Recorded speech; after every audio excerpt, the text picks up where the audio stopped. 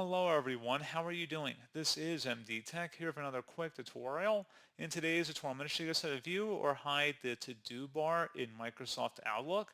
So this should hopefully be a pretty straightforward process here, guys. And without further ado, let's go ahead and jump right into it. So all you have to do is select the View tab and then go to where it says To-Do Bar, click the drop down, and you can set it to any one of these To-Do Bar options. And if you want to hide it, you can either just click the X mark next to it to get rid of it, or you can select Off. And I think I accidentally turned the wrong thing off, but it doesn't really matter. We're just going to set the To-Do Bar off, and that's it. So pretty straightforward process, guys. I do hope I was able to help you out, and I do look forward to catching you all in the next tutorial. Goodbye.